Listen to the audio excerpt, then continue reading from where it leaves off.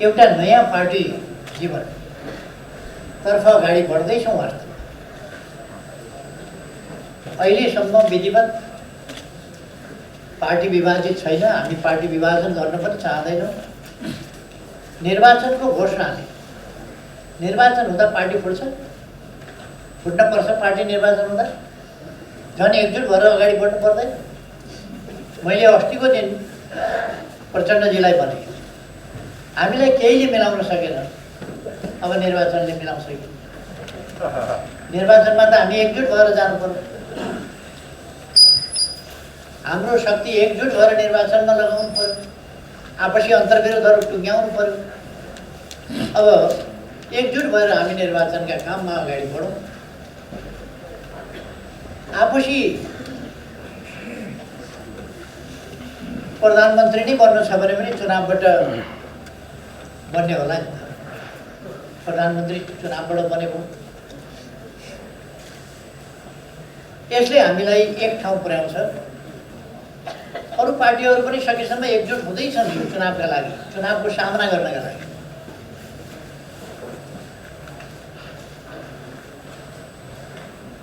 हामी उहाँहरू त मान्नु भएन। उहाँहरू बेग्लै संसारमा, बेग्लै सपनामा, कसले हालेको ब्याट्रीबाट चल्दै हुनुहुन्छ, कसले दिएको पम्पबाट चल्दै हुनुहुन्छ मलाई थाहा छैन। तर उहाँहरू यस धरतीमा, यस धरतीको भूमिमा, यस धरतीको जगमा, कार्यकर्ताको जगमा र जनताको विश्वासको जगमा चलिरहनु भएको छैन। अहिलेको आवश्यकता अनुसार उहाँहरू चलिरहनु भएको छैन। अहिले देश र जनताको चाहना परिपूर्ति गर्न उहाँहरू चलिरहनु भएको छ। तपाईहरुलाई थाहा छ ममाथि हमला कति बेला हुन्छ, तपाईहरुलाई थाहा छ। मेरो आफ्नै जीवनमा, मेरो आफ्नै अनुभवका हिसाबले भन्ने हो भने जब देशमा निरङ्कुश राजतन्त्र थियो, तानाशाही पञ्चायती व्यवस्था थियो, अधिनायकवादी शासन थियो, त्यस बेला लोकतान्त्रिक गणतन्त्रका लागि हामीले आन्दोलन सुरु गर्यौं। हमला भयो। मैले आफै व्यक्तिगत तवरमा पनि के झेल्नु परेको छ भन्ने मैले अलिकति सुनाउन खोजेँ। त्यसबेला हामीले आक्रमण सहनु पर्यो, मैले पनि आक्रमण सहनु पर्यो, मैले जेलमा पनि बस्नु पर्यो, अरू साथीहरूले पनि बस्नु पर्यो। हामी माथि हमला कति बेला भयो भने जति बेला हामीले जनताका लागि, देशका लागि एउटा निर्णायक आन्दोलनको उद्घोष गरेर अगाडि बढ्यौं, त्यसबेला हमला भयो। त्यसपछिका दिनहरू पनि म थुप्रै सम्झिन्छु, तर पछिल्लो समयको मात्रै कुरा गरौँ। म प्रधानमन्त्री भएपछि नाकाबन्दीका विरुद्ध हामीले संविधान जारी गर्यौं। संविधान जारी गरे बापत हमला भयो। नाकाबन्दी हामी माथि लगाइयो। नाकाबन्दीका विरुद्ध हामीले डटेर सामना गर्यौं। त्यसबेला आलोचना र विरोध हाम्रा विरुद्ध केन्द्रित गरियो। देश बर्बाद बनाउने भयो। नसक्ने ठाउँमा सिङ जोडाउन पुग्यो। छिमेकीहरूसँग सम्बन्ध बिगार्यो। हामीले सम्बन्ध बिगारेको थिएन, हामी त नाकाबन्दी भोगिरहेका थियौँ र त्यसको विरुद्ध भोको पेटमा सामना गरिरहेका थियौँ। तर पनि हाम्रो राष्ट्रको स्वाभिमान, सार्वभौमसत्ताका लागि लड्दा देशभित्रै आलोचना गर्ने मान्छेहरू थिए, शक्तिहरू थिए। हाम्रै पार्टीका शीर्ष नेताहरूले एउटा व्यक्तिको दुर्बुद्धिको कारणले बोल्न नजानेर देश नै अप्ठ्यारोमा पर्ने स्थिति भयो। अब नेतृत्व फेर्नुपर्छ भनेर सार्वजनिक ढङ्गले बोलेर अभियान थाल्यो। चीनतिरबाट हामी एउटा देशबाट घेरिएका थियौँ। चीनतिरबाट पनि बाटो खोलेपछि त सहिसक्ने भएन, तीव्र भयो हमला। चीनतिरबाट पारवन र यातायात सम्बन्धी सन्धि भएपछि, हामीले चीनतिरका विभिन्न नाकाहरू खोलेपछि, विभिन्न बाटाहरू बनाएपछि, चीनसँग जोड्ने बाटा बनाइयो भनेर हामीमाथि हमला भयो। हाम्रा दुर्गम ठाउँहरू चीनसँग जोडिएका छन्, सिमाना जोडिएका छन्। त्यो दुर्गम ठाउँमा बाटा नबनाएर हामी देशको विकास कसरी गर्न सक्छौँ? त्यसकारण हामीले चीनसँग सम्बन्ध जोड्नै पर्थ्यो, बाटाहरूले जोड्नै पर्थ्यो, हवाई जोड्नै पर्थ्यो। अनेक कनेक्टिभिटीका अनेक ट्रान्स हिमालयन कनेक्टिभिटी, हिमाल पार सम्बन्ध, आवागमन, त्यो हवाई या दूरसञ्चार या अरू रेलमार्ग, अरू बाटा, विभिन्नका बाटाबाट हामीले माध्यमबाट खोल्यौँ। त्यसो भएपछि हाम्रा विरुद्ध यति तीव्र हमला भयो कि त्यो सरकार ढलाइ छोड्यो। म कमरेडहरूलाई प्रश्न गर्न चाहन्छु,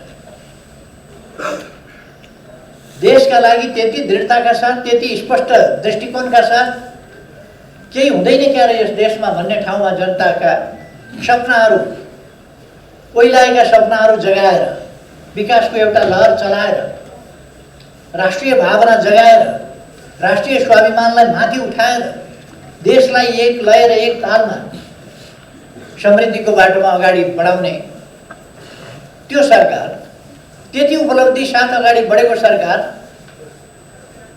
गिराउनेमा हाम्रै पार्टीका नेताहरू भएका र अविश्वासको प्रस्ताव माथि बोल्दा अविश्वासको प्रस्तावको आफ्नै पार्टीका नेताहरूले समर्थन गरे त्यसबेला। त्यो कुरा पनि मलाई सम्झना छ। हाम्रै सांसदहरूको शिर नेउरिएको थियो त्यति बेला, त्यो थाहा छ। अब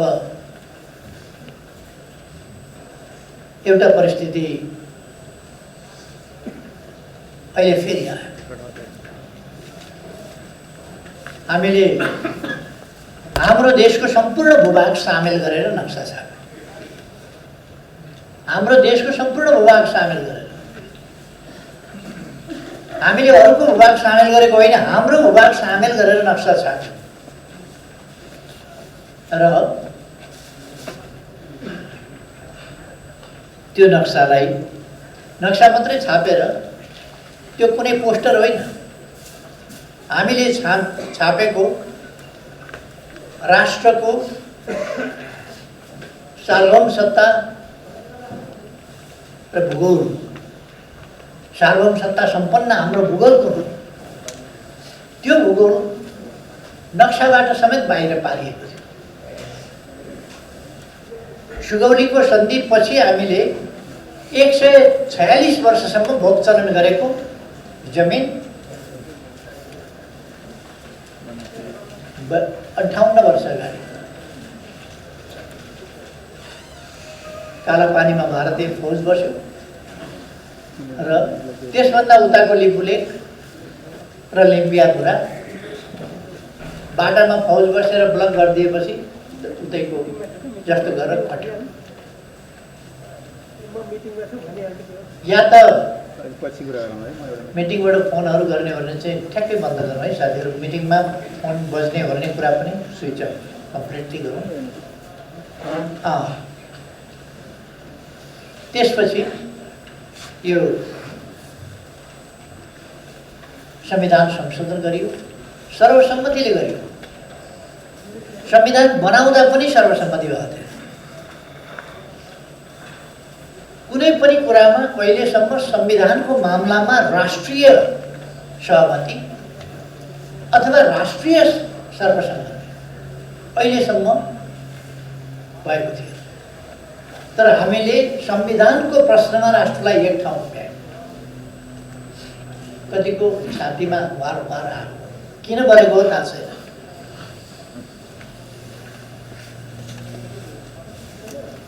देश एकजुट भयो राष्ट्रियताको साथ। हामीले तपाईँहरूलाई थाहा छ एउटा समूह पृथकतावादी राजनीति लिएर हिँडिरहेको थियो। त्यस समूहलाई हामीले संविधान सम्मत राजनीतिक, संवैधानिक राजनीति, शान्तिपूर्ण राजनीतिको मूलधारमा, राष्ट्रिय एकताको मूलधारमा ल्याउने सफलता प्राप्त गर्यो। बेला पनि हामीले विरोधको सामना गर्नु पर्यो। यो के षड्यन्त्र हो, त्यस्ताहरूलाई किन मञ्च दिइयो आदि इत्यादि। एउटा पृथकतावादी राजनीतिको अन्त्य भएर राष्ट्रिय मूलधारको राजनीति जब अगाडि बढ्दैछ भने त्यसमा मन पोल्नु पर्ने कारण के, कलेजो जल्नु पर्ने कारण के?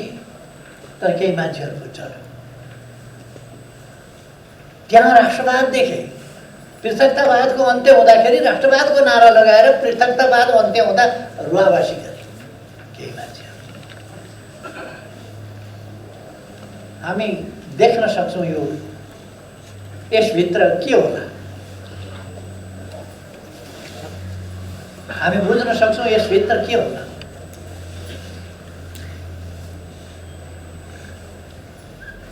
यति बेला त्यसै कारण हाम्रा विरुद्ध तीव्र होला। हाम्रा एकजना पार्टीका वरिष्ठ नेताले टेलिभिजनमै भनेको सुन्यो, तपाईँ त पार्टी विरुद्धमा हुनुहुन्थ्यो क्या? होइन होइन, म भ्रम नरहोस्, म एकताको विरोधमा थिइनँ। यो एकता गरेपछि नै एकता गरेको समूहसँग मिलेर केपी ओलीलाई हटाउन सकिन्छ भनेर एकताको पक्षमा थिएँ, एकताको एकदम पक्षमा थिएँ, किनभने त्योसँग मिलेर केपी ओलीलाई हटाउन सकिन्छ। अथवा एकता उहाँलाई चाहिएको किन रहेछ? कम्युनिस्ट आन्दोलनलाई बलियो बनाउन होइन। उहाँहरू अहिले सफल हुनुभएको छ। उहाँहरूले ठान्नुभएको छ, आज म सुन्दैछु केपी ओलीलाई निकाल्नुहुन्छ अरे। उहाँहरूले भन्दा 10 वर्ष अगाडि मैले पार्टी सदस्यता कम्तीमा लिएको हो।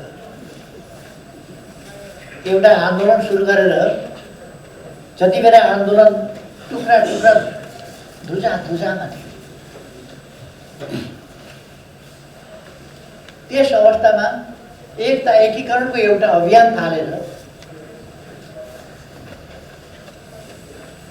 आएको मलाई आज फेरि यो पार्टीमा ताजुब के भने प्रचण्डले मलाई निकाल्दिने अरे पार्टीबाट प्रचण्डले निकाल्दिने।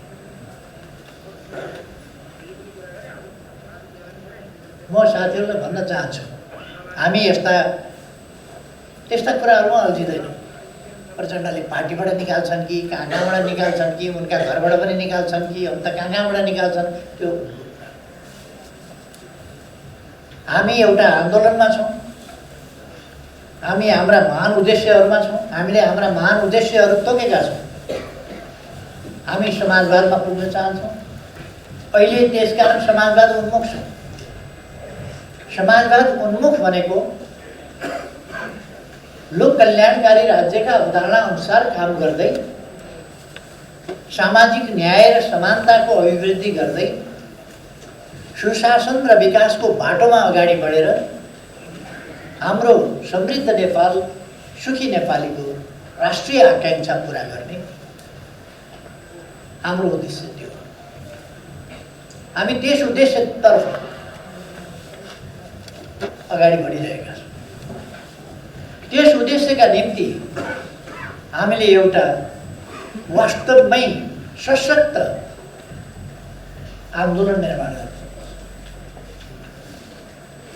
त्यो आन्दोलन निर्माण गर्न, सञ्चालन गर्न, त्यसलाई ठिक ढङ्गले अगाडि बढाउनका लागि हामीसँग एउटा सशक्त पार्टी छ। त्यो सशक्त पार्टी एकताबद्ध हुनुपर्दछ। अघि मैले भनेका सही विचारहरूमा मार्क्सवादी दर्शन, मार्क्सवादी लेनिनवादी सिद्धान्त र हामीले लिएको हाम्रो गन्तव्यतर्फ अगाडि बढ्ने स्पष्ट मार्गचित्र, त्यसका निम्तिका कार्यक्रम, योजना, नीतिका साथ हामी अगाडि बढ्छौँ। त्यस्तो गर्नका लागि र त्यस्तो राष्ट्रिय आन्दोलन चलाउनका लागि हामीलाई सशक्त, मजबुत, एकताबद्ध, गतिशील पार्टी चाहिन्छ। त्यस्तो पार्टी निर्माणको एउटा नयाँ चरणमा फेरि हामी प्रवेश गरेका छौँ। कमरेडहरूलाई लाग्ला केही साथीहरू त आएन, यस्तो हुन्छ, हुँदो रहेछ। हामीले नचाहेको कुरा हो। भरसक सबै साथीहरूलाई लिएर अगाडि बढौँ भन्ने सोचेको, तर उहाँहरू प्रमुख नेतालाई प्रधानमन्त्री पनि वामपन्थी देख्नै नसक्ने उहाँहरू पहिले पनि तपाईँहरूले देख्नुभएको छ। उहाँहरूको राजनीतिक दृष्टिकोण छैन, वर्गीय दृष्टिकोण छैन, आन्दोलनको दृष्टिकोण छैन। आफ्नो पद, आफ्नो लाभ, आफ्नो हित, त्यो कुरा मात्रै छ। अघिल्लोपल्ट मैले नेतृत्व गरेको सरकार ढलाउनु किन पर्यो? उहाँहरूसँग जवाफ छ? उहाँहरूसँग कुनै जवाफ हुन सक्दैन। अहिले आएर उहाँहरू भन्नुहुन्छ अघिल्लो सरकार लोकप्रिय थियो भनेर। लोकप्रिय थियो भने ढालेको किन त? उहाँहरू नै भन्नुहुन्छ अहिले त्यो सरकार चाहिँ लोकप्रिय थियो, त्यसो भए ढाले किन? उहाँहरू नै हो ढाले। अलिक पछि भन्नुहुन्छ अहिलेको सरकार त लोकप्रिय थियो, त्यति बेलाको चाहिँ भएन, अलिक पछि।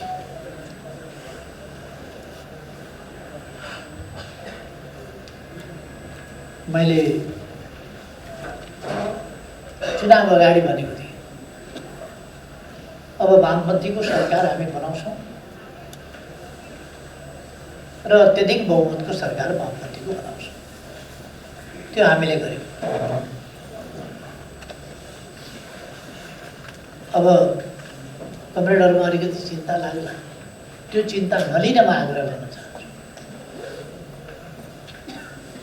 पुराना पातहरू झर्ने, नयाँ पात पलाउने यो क्रम भइरहन्छ। हामीले नचाहँदाखेरि पनि हुन्छ। पार्टी चल्न सक्ने अवस्थामा थिएन कमरेडहरू।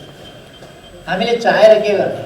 चाह्यौँ, हामीले अहिले पनि चाहिरहेका छौँ। उहाँहरू जस्तो निकालेर, कसैलाई निकालेर निष्कासन गरेर हामी कुदिरहेका छैनौँ।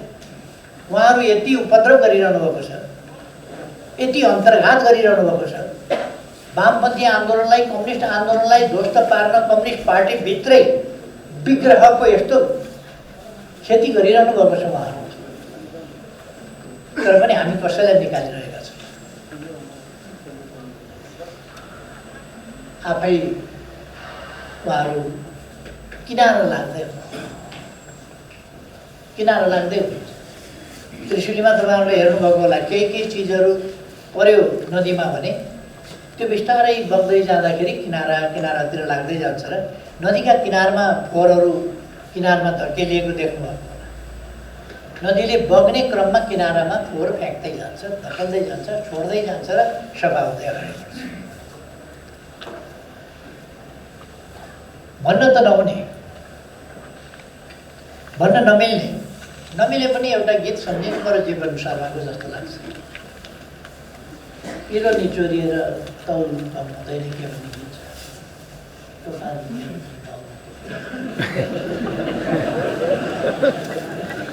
पिलो निचोरिँदैमा तौल घटेको हुन्न कि के? पिलो निचोरिँदैमा तौल घटेको हुन्न के? ओजन घटेको हुन्न। पिलो निचोरिँदैमा ओजन घटेको। पिलो निचोरिन्छ, त्यसको खिल बाहिर जान्छ, तर ओजन घट्या हुन्न, खिल निक्लिँदैन। पार्टीमा तपाईँहरू कल्पना गर्न सक्नुहुन्छ, एकता गरेपछि कमिटीहरूले काम गर्न पाए, तपाईँहरूले काम गर्न पाउनुभयो, तपाईँहरूले गति साथ अगाडि बढ्न पाउनुभयो। विभिन्न बहानामा तपाईँहरूलाई खुट्टे लगाउने काम हो। त्यो गाई भैँसीलाई खुट्टे लगाइन्छ,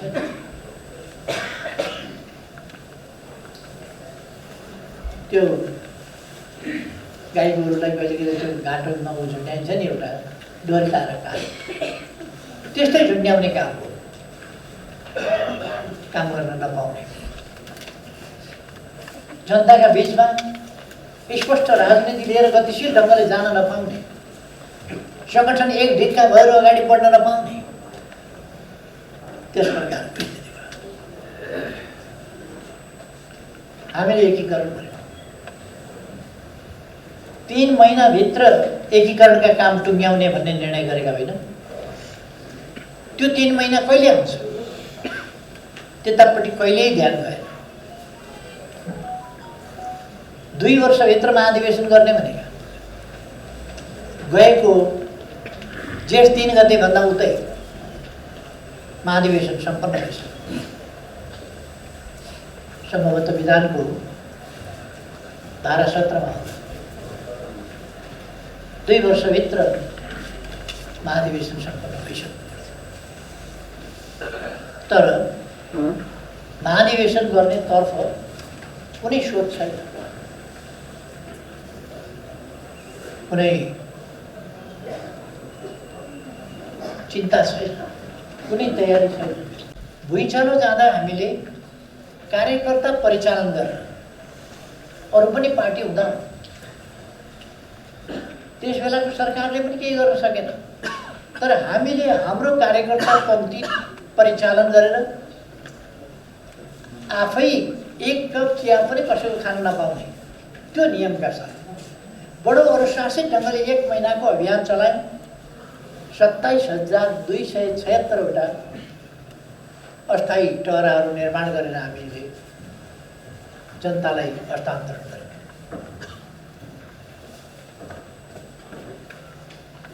धेरै स्कुल भवनहरू लगभग 13,000 स्कुल विद्यालय र कलेजहरू निर्माण गरेर हस्तान्तरण गर्यौँ। 22,000 हामीले भग्नावशेषहरू सफा गर्ने काम गर्यौँ। जनतालाई अप्ठ्यारो परेका बेला ती कामहरू पार्टीले गर्न सक्छ, त्यस्ता राहतका काम गर्न सक्छ। तर अहिले पार्टी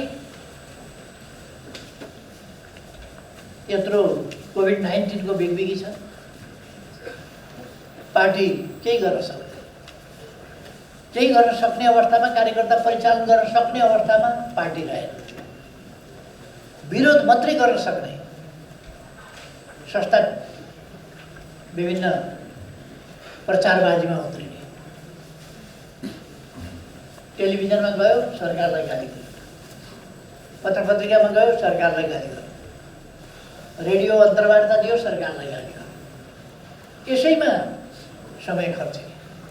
हामीले त्यसको जवाफ पनि दिन पाएनौँ किन हामी अनुशासित छौँ। हामीले अनुशासन, मर्यादा, एउटा सुसंस्कृति कायम गर्नुपर्छ। त्यसकारण अब केही पनि गर्न नसक्ने अवस्था, पार्टी अगाडि बढ्न नसक्ने अवस्था, पार्टी सधैँ रुमलिने अवस्था हो। त्यसबाहेक अब त उहाँहरू महाभियोग लगाउने, अविश्वास प्रस्ताव राख्ने, केन्द्रीय कमिटीबाट अध्यक्ष निकाल्ने, अरू नेताहरू निकाल्ने, यो बाटोतिर पो खेती गरिहाल्नु। पार्टी एकता, एकीकरण टुङ्ग्याउने, एकीकरणको बाटोबाट अगाडि बढाउने होइन, एकीकरणको बाटोबाट पार्टी अगाडि बढ्ने होइन। बरु उहाँहरू भत्काउने, कसैलाई निष्कासन गर्ने, कसैलाई कारवाही गर्ने, कुदेर राष्ट्रपति कहाँ पुग्ने, कुदेर सभामुख कहाँ पुग्ने, कुदेर कहाँ पुग्ने, यही प्रकारको खेती। त्यसकारण हामीले निश्चित समयभित्र लगभग 11 महिनाभित्र हामीले अब महाधिवेशन गरिसक्ने विचार गरेका छौँ। हामीले चुनावमा पनि जानु छ यसपछि। अब हामी चुनावको तयारीमा जोड्छौँ, चुनावमा जान्छौँ। अर्को हामी अब चुनावपछि अरू कामहरू बढी व्यवस्थित गर्नु छ। चुनाव अगाडि हामीले कमिटीहरूलाई व्यवस्थित गर्ने, विभागहरूलाई व्यवस्थित गर्ने, मातहतका कमिटीहरूलाई पुनर्गठन गर्ने यावत कामहरू गर्नुपर्ने अवस्था छ। यी सबै काम गरेर हामी चुनावका लागि तयारी गर्छौँ। चुनावमा हामीले कम्तीमा 50 लाख लोकप्रिय भोट 50 लाख लोकप्रिय भोट ल्याउनु पर्नेछ। समानुपातिकमा गिन्ती हुन्छ त्यो 50 लाख कमसेकम हामीले भोट ल्याउनु पर्नेछ। र हामीले दुई पार्टी मिलेर 116 सिटमा जितेका थिए। 116 सिटमा जितेका थियौँ भने अहिले त्यसमा 4 सिट थप्नु पर्नेछ। 120 सिट जित्नु पर्नेछ। हाम्रो अभियान कुन हिसाबले हामी सञ्चालन गर्न सक्छौँ, हाम्रो सफलता त्यसमा निर्भर गर्छ। हामी एउटा आँधी तुफानको रूपमा राष्ट्रिय राजनीतिलाई अगाडि बढाएर लिएर जान्छौँ। आँधी तुफानको रूपमा हाँकेर लिएर जान्छौँ। हामी राजनीतिमा सम्पूर्ण ढङ्गले समर्पित भएर काम गर्छौँ र हामी सही विचारको, सही उद्देश्यको ताकत दुनियाँलाई देखाउँछौँ। हामी हाम्रो एकताको बलको, एकताबद्ध सक्रियताको ताकत हामी देखाउँछौँ। हाम्रो व्यापक पार्टी पंक्तिको परिचालन, त्यसको ताकत हामी देखाउँछौँ। हामी त्यसै गरी जनपरिचालन, त्यसको ताकत हामी देखाउँछौँ।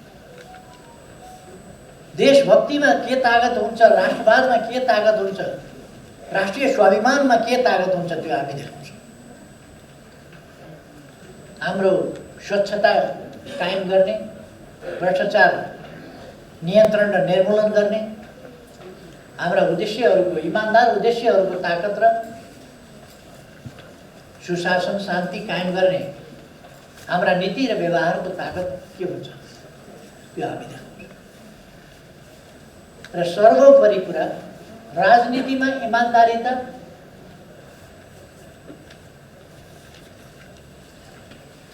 झन्डै झन्डै धेरै ठाउँमा पराजित हुने गर्छ, तर हामी राजनीतिमा इमान्दारिताको ताकत देखाउँछौँ र राजनीतिलाई तदनुसार नै सफल राजनीति, स्वच्छ राजनीति, इमानको राजनीति, देशभक्त राजनीति, लोकतान्त्रिक राजनीति, विधिको शासन भएको राजनीति, यो राजनीति, देशका हित र जनताका हितमा केन्द्रित भएको राजनीति, यो राजनीति अगाडि बढाउँछौँ र सफल हुन्छ। त्यस्तो काम सञ्चालन गर्न हामीसँग सशक्त, एकताबद्ध, विचारमा स्पष्ट र गतिशील पार्टी चाहिन्छ। त्यसर्थ म किन मैले यो केन्द्रीय कमिटीमा केही साथीहरू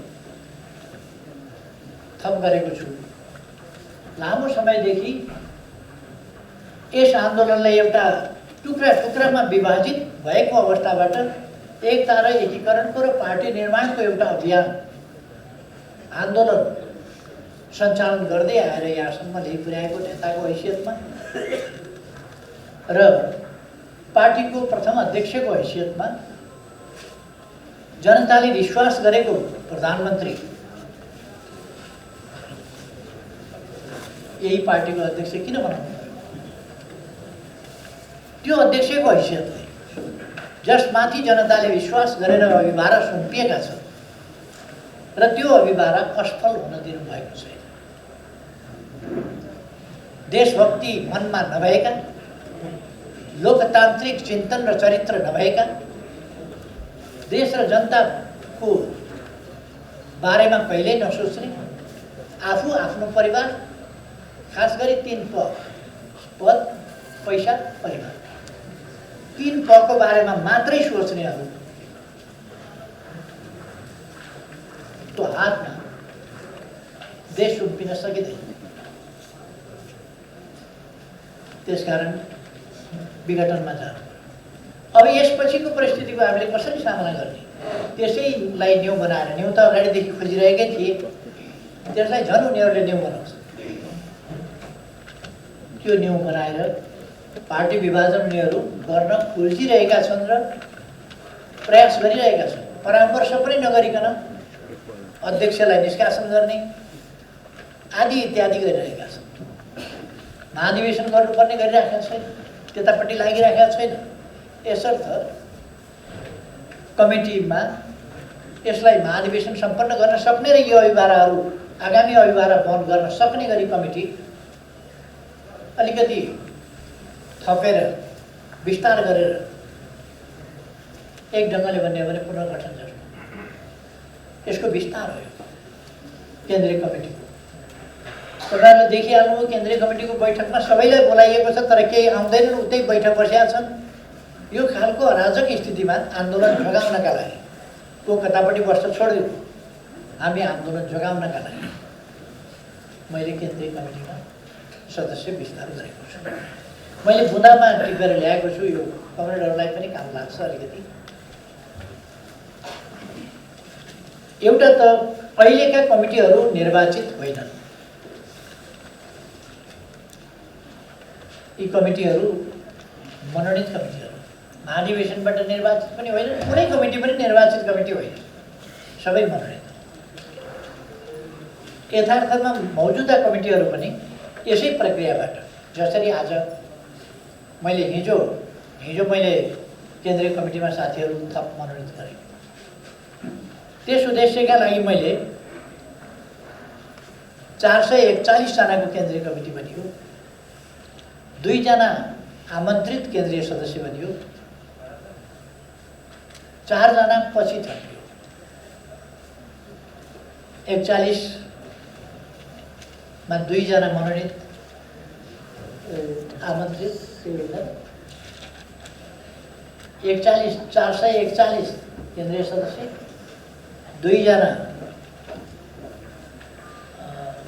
आमन्त्रित केन्द्रीय सदस्य, उहाँहरू पनि केन्द्रीय सदस्य नै हो, 40 भयो। 4 जना पछि थपियो 47, 447 जना पहिलेका केन्द्रीय सदस्य र 556 जना मैले हिजो मनोनयन गरेका केन्द्रीय सदस्य गरेर अहिले 1003 जना को केन्द्रीय कमिटी को मौजुदा सदस्यहरू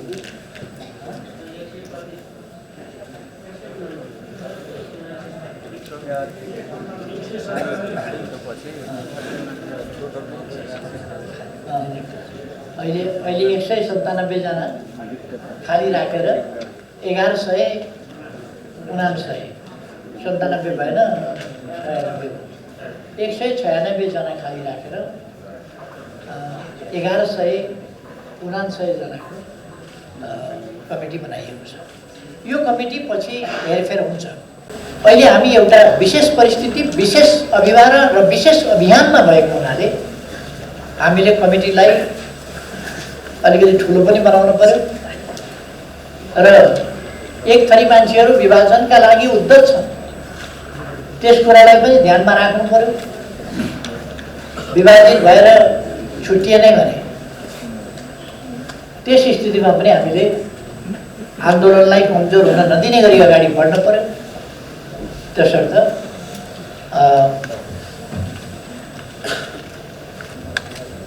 1199 जनाको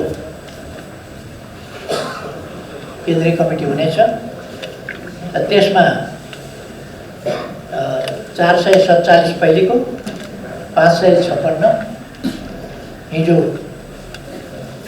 2077 साल पुस 6 गते मैले प्रथम अध्यक्षको हैसियत आन्दोलनको बृहत्तर प्रश्नलाई हितलाई ध्यानमा राखेर यस विशेष परिस्थितिलाई ध्यानमा राखेर केन्द्रीय समितिमा मनोनयन गरेका 556 जना साथीहरू गरेर 1003 जना अहिले यति बेला हामी मौजुद छौँ केन्द्रीय सदस्यमा। पहिले यो कमिटीहरू पनि यसै गरी भएका थिए र आफै बनिसकेपछि सो अनुमोदन गरिएको हो पहिले पनि र अहिलेसम्म भएका पनि कमिटीहरू सङ्क्रमणकालीन कमिटीहरू।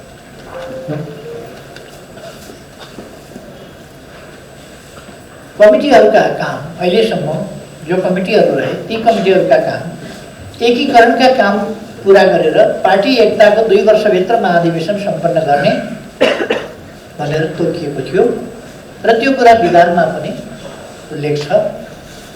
जुन अभिभारा पुरा गर्न यो पहिलेको केन्द्रीय कमिटी पहिले कायम रहेको सङ्ख्यावाला केन्द्रीय कमिटीबाट सम्भव देखिए। त्यसकारण त्यो असमर्थतालाई कमिटीको असमर्थतालाई समर्थ कसरी बनाउने भन्दा त्यही कमिटीलाई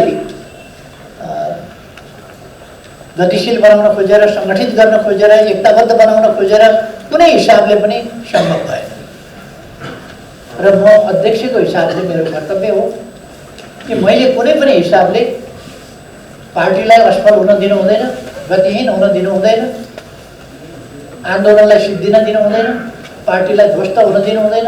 त्यसकारण मैले यो सदस्यहरू थपेको छु। यथास्थितिमा ती कमिटीहरूबाट अथवा अहिले भएका कमिटीहरूबाट एकीकरणका बाँकी काम पुरा गर्न र एकताको महाधिवेशन आयोजना गर्न पनि सम्भव छैन। यी कमिटीहरूको कार्यविधि सहमतिको बाटोबाट कार्य सम्पादन गर्ने र त्यस बाटोबाट अगाडि बढ्ने थियो, तर यिनले कहिल्यै सहमतिको बाटो समात्दैन, समात्न सफल भएन। बरु अनेकता सृजना गर्ने, झमेला सृजना गर्ने तत्त्वहरूको चङ्गुलमै कमिटीहरू खर्चिरहे। केही तत्त्वहरूले समस्या सृजना गर्ने र त्यही समस्यामा कमिटीहरू मोलिने, त्यो समस्यालाई छिचोलेर अगाडि जान नसक्ने, त्यो व्यवस्थामा कमिटीहरू रहे। त्यो व्यवस्थाबाट कमिटीलाई कसरी मुक्त गर्ने, त्यो मुक्त गर्नका लागि थप सङ्ख्या गर्नु पर्यो। पार्टी र पार्टी मातहतका सङ्गठन र संरचनाहरू पार्टीले लिएका उद्देश्य, नीति, कार्यक्रम र कार्ययोजनाहरू कार्यान्वयन गरी उपलब्धि हात पार्ने माध्यम र औजारहरू। ती पार्टी र आन्दोलनका साधनहरू हुन्, साध्य होइन। पार्टीका निर्धारित साध्य र अभिभाराहरू पुरा गर्न यदि ती सक्षम छैनन् र असफल छन् भने तिनलाई सक्षम र सफल बनाउन ध्यान दिनुपर्दछ र ठोस उपायहरू त्यसका निम्ति अवलम्बन गर्नुपर्छ। मौजुदा कमिटीले पार्टी एकतालाई मजबुत बनाउँदै लैजानु पर्नेमा गुट अनेकता र विभाजनतर्फका गुटगत क्रियाकलापहरूलाई रोक्न सकेनन्। खराबी र क्षतितर्फका केही व्यक्तिहरूको यात्रालाई पनि रोक्न सकेन। तिनका प्रयासहरूलाई असफल बनाउन सक्नु पर्थ्यो कमिटीहरूले, तर सकेन। सहमतिका साथ एकीकरणका कार्य सम्पन्न गर्दै सहमतिका साथ नै एकताको महाधिवेशन आयोजना गर्नुपर्नेमा त्यो बाटो नै नलिई बिचमा गुटबन्दी, अस्वस्थता, अनुशासनहीनता र अराजकताको शिकार भएर फुटको निम्तिको औजार हुने, वामपन्थी आन्दोलन र नेकपालाई नै गम्भीर नोक्सान पुर्याउन सक्ने, समाप्त पार्न सक्ने खतरा यी कारणहरूले पैदा भयो। आन्दोलन र पार्टी बचाउन एवं जनताका व्यापक हितहरूको रक्षा गर्न मौजुदा कमिटीहरू राष्ट्रिय राजनीति र पार्टीभित्र समेत बाह्य घुसपैठ र हस्तक्षेप रोक्न समेत असमर्थ रहे। तसर्थ यस्तो स्थितिमा राष्ट्रियता, स्वतन्त्रता, स्वाधीनता, भौगोलिक अखण्डता र राष्ट्रिय हितहरूको रक्षा गर्न मौजुदा कमिटीहरूले पार्टीलाई वैचारिक एकता र स्पष्टतातर्फ अघि बढाउनु पर्नेमा विभिन्न तत्त्वहरूले आफ्ना क्षुद्र स्वार्थका लगातार फैलाएका अन्य अस्पष्टता र भ्रमहरूलाई चिर्न बिल्कुलै असफल रह्यो। पार्टीमा मान्यता, विधि, पद्धति, गोपनीयता र अनुशासन जस्ता विषयहरू हिजोका इतिहास र आजको लागि अनावश्यक कुराहरू जस्ता हुन पुगे, जसले गर्दा पार्टीको रूपमा नरहेर एउटा असङ्गठित, अराजक र दिशाहीन जमात जस्तो हुने खतरा बढ्यो।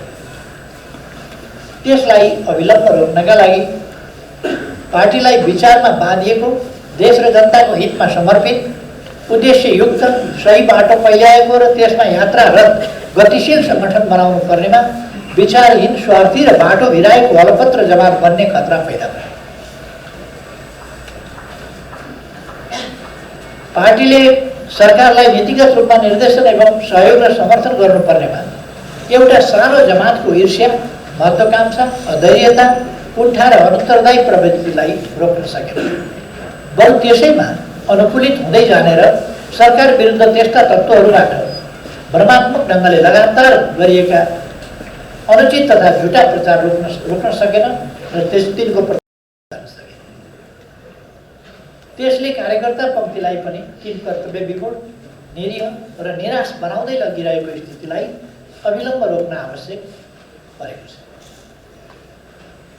सरकारले गरेका राम्रा कामहरू समेतलाई वर्षक जेलमा पार्ने, बङ्ग्याई टिङ्ग्याई विरूप बनाएर कुप्रचार गर्ने, विपक्षी र विरोधीलाई समेत उछिनेर अनावश्यक र झुटा कुराहरूलाई उछाली सरकारलाई बदनाम गर्ने कार्य सङ्गठित र योजनाबद्ध ढङ्गले भइरहेकोमा तिनलाई तत्काल रोक्नुपर्ने र मौजुदा कमिटी ती काम गर्न असमर्थ रह्यो। पार्टी नेतृत्वको लगातार अनुचित विरोध र निन्दा भइरहने र अनेकौं निराधार, झुटा र घिनलाग्दा आरोपहरूसहित नेतृत्वलाई खुइल्याउने र विस्थापित गर्ने प्रयासहरू भइरहेकोमा त्यस प्रकारका पार्टीलाई नोक्सान पुर्याउने र विपक्षीलाई फाइदा पुर्याउने खालका कार्यहरू मौजुदा कमिटीले रोक्न सकेन। विभिन्न समयमा चर्को माग उठ्दा उठ्दै पनि कमिटी निर्माणमा सन्तुलनको पक्षलाई ध्यान नदिएको र ध्यान दिन मानिएन। यसमा सकारात्मक ढङ्गले क्रमशः सुधार गर्दै जानुपर्ने र त्यसमा विलम्ब गर्न उचित नहुने भएकोले पार्टी र पार्टी मातहतका सङ्गठन र संरचनाहरू पार्टीले लिएका उद्देश्य, नीति, कार्यक्रम र कार्ययोजनाहरू कार्यान्वयन गरी उपलब्धि हात पार्ने माध्यम र औजारहरू ती पार्टी र आन्दोलनका साधनहरू फेरि यहाँ दोहोरिएछ।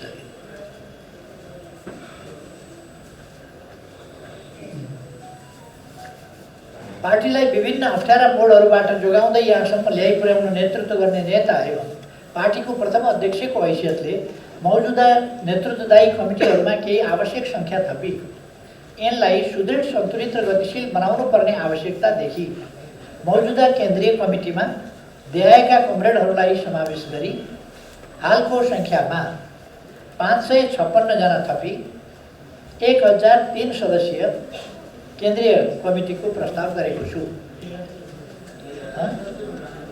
अहिलेको सङ्ख्या चाहिँ यति पुगेको छ। जम्मा सङ्ख्या चाहिँ त्यो चाहिँ विधानमा राख्दा हुन्छ।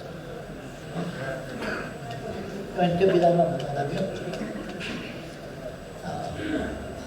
अथवा जम्मा सङ्ख्या 1149 जसमध्ये अहिले 1003 को सङ्ख्या पुगेको छ। यस प्रस्तावलाई म निर्णयका लागि